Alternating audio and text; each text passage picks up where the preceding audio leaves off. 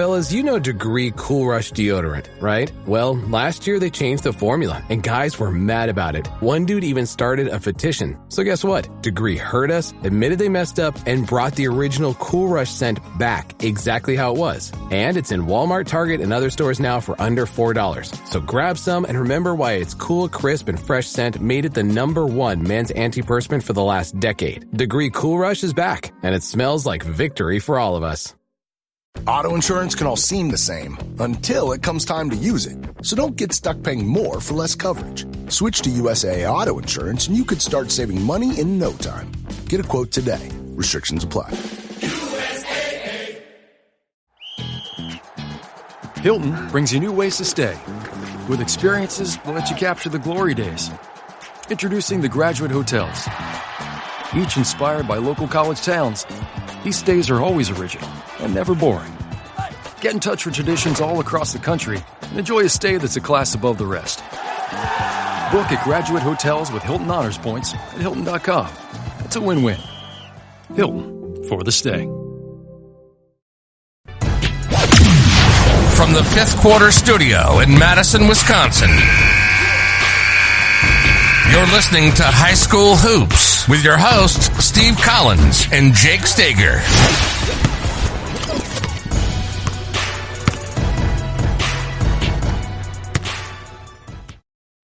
All right, welcome to High School Hoops, episode 146.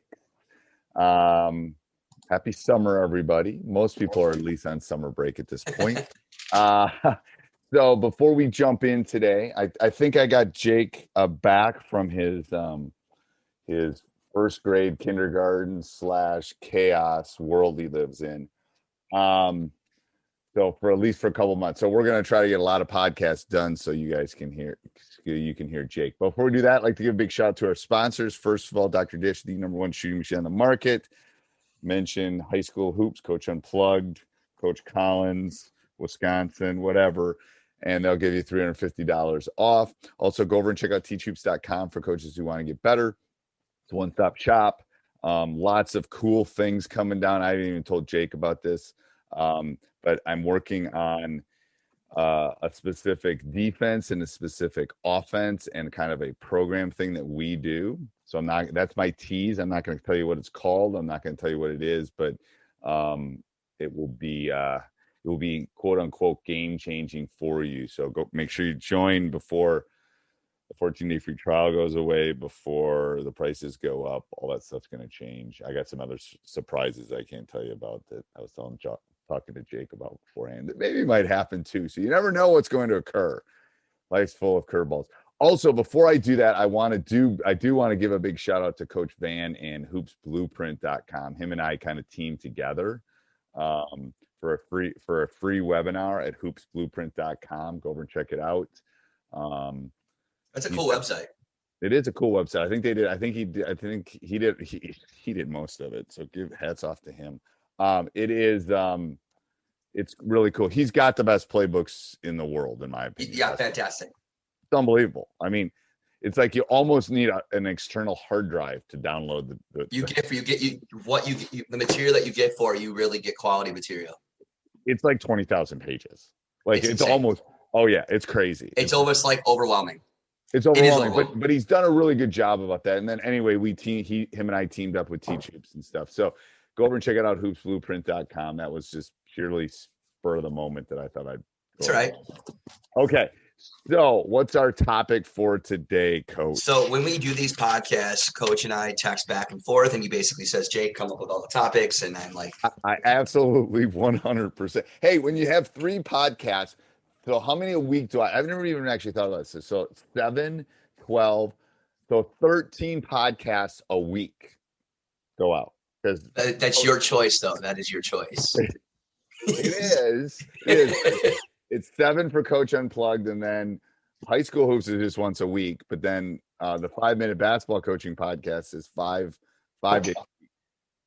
So yes, before we jump into our topic and stuff, the funny thing is, I know the person that hosts my podcast. He runs it's called Zencast FM.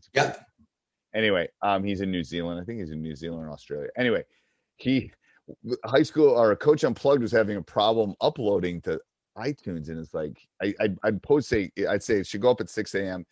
and it was going up at like 8 a.m. He goes, Steve, you have like 1,000 podcasts. He goes, that might be the problem. I go, oh, I never thought about that. Like, he goes, I don't think that's the problem, but we're doing some digging on it. But that's, yes, lots, and they'll be there forever. They'll be there forever. Even when Coach Collns is off fishing John Blake,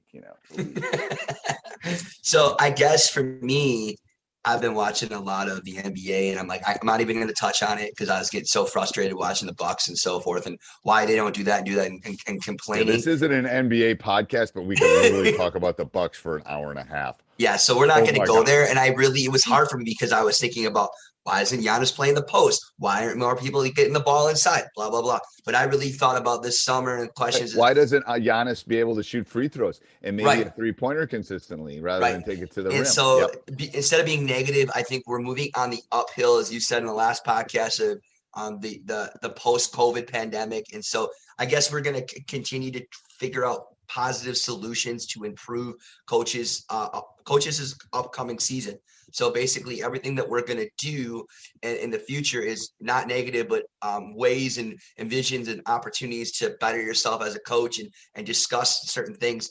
And so the first one that really triggered us was really, in my opinion, and Steve's been around the game for so long, is finding that right summer balance and doing it intentionally, and how to do it, and where some of the misinterpretations sometimes coaches do, and some of the wrongs that they do, and some of the good things that they do. So kind of giving you guys an opportunity to just understand the right summer balance of summer basketball in your high school program.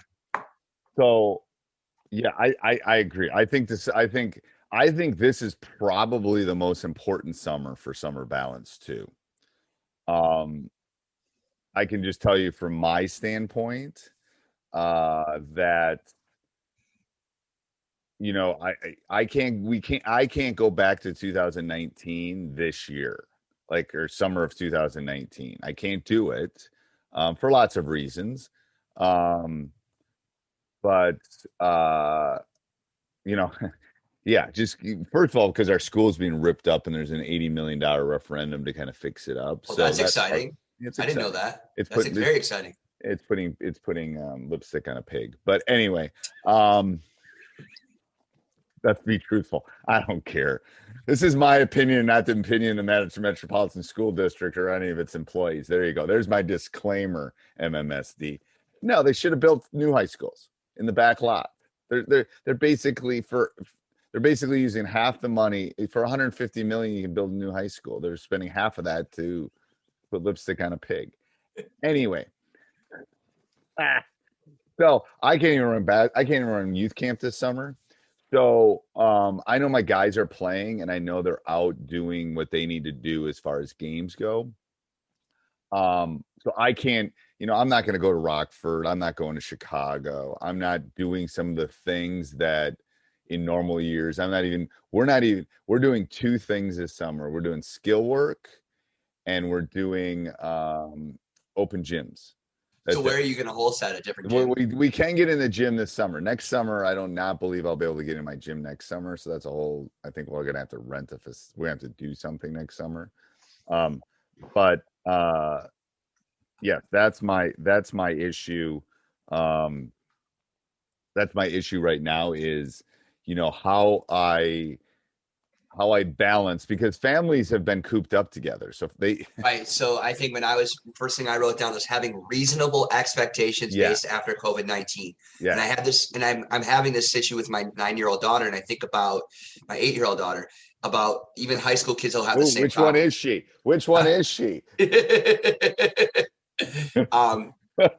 But I even think about she will not listen to this someday. She doesn't listen to my podcast.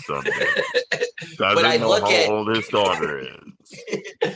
My daughter is gonna be 8. Okay. But I thought of 9 because she's gonna be playing U9 soccer and she really enjoys it, but she's getting to a point where she is just overly exhausted because she's played soccer all year. And finally, the pandemic is finally unfolding. And now she has these opportunities to play with friends and all these other things that have not been there. And that's going to be the same thing for high school kids. And so I think we have to have reasonable expectations. Well, even though my daughter is 7, a 16-year-old still has this envision. Like, just remember yourself. And I think the key thing as a high school coach is put on your high school shoes for a moment and think of all the things that you miss. And you have to allow them to be kids, and you have to have that proper balance. So I think the first balance is having that very, again, not like a reasonable expectation for the summer. You just have to have and for people listening, we're in Wisconsin in the US, and with our spring sports are still going on, and will be going on almost to the 4th of July just because things got pushed back. So all of a sudden we're dealing with issues like last night we had an open gym. It was the first night we could have an open gym, and a couple of my baseball players were playing baseball. It's like, good, they should be playing baseball. I have no problem with that. But I asked my assistant where they were, and then, well, they got a baseball game tonight. It's like, okay, because it's not like they're playing, Legion baseball. They're playing for our school. Good. They should be playing for our school. I mean, so the overlap and the conflicts. Now, I can tell you that there's been some issues with people going on vacations, like being like in a spring sport and then going on vacation and missing their spring sport. That, if I was a spring sport coach, I would have issues with that you're going on vacation rather than playing on your high school team. But the vacation is going to be another big issue this summer. And you know what? People feel cooped up.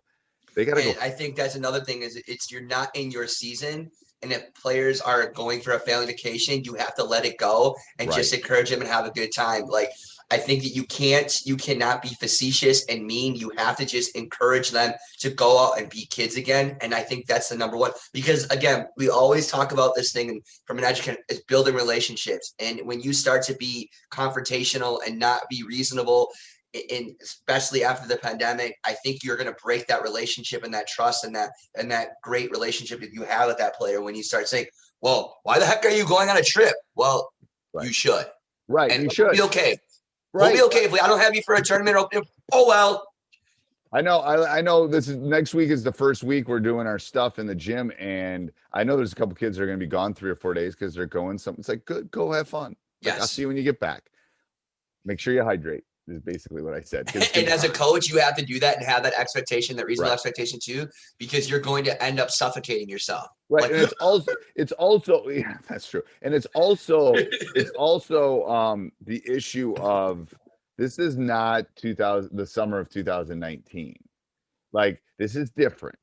Like, it's not like I've been talking to them all spring and saying, here's what our summer schedule looks like. Here's what we're going to do. Here's what we're thinking. Here's the days we're going to go. Here's when we're going to play. Here's when we're going to do this. If it was a quote unquote normal year, then okay, that you're going to miss, basketball for a month because you're going and doing this and this and this and this, and you have no time. Well, okay, then we have to have a discussion because, obviously there's extenuating circumstances, but we didn't even know if we'd have it in the summer.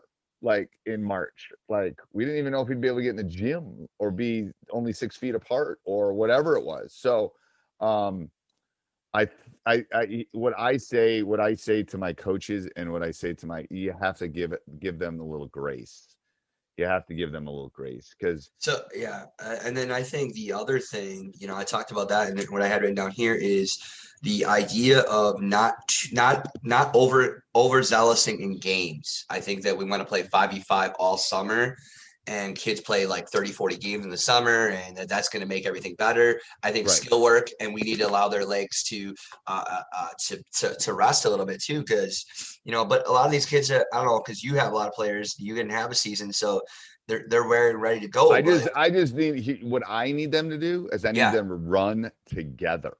Yep. That's all I need. Like, we obviously need to get some skill work in, and they need to get shots up and whatever. They can come in and do. I can sit on my computer. I don't need to do anything for that. They know what to do. So I don't need to do babysit them. I gotta sit in a hot gym and sweat, 3 pounds of sweat off me when I it's good for you. It is good for me. But They literally, I am getting to know them like as human beings, as basketball players, as that's just me. I'm just getting to know them. That's all I'm doing at this point. And they need to get to know each other. Like, how can I pass? How can I play? How can I do this? How can I do that? So that's the issue for me.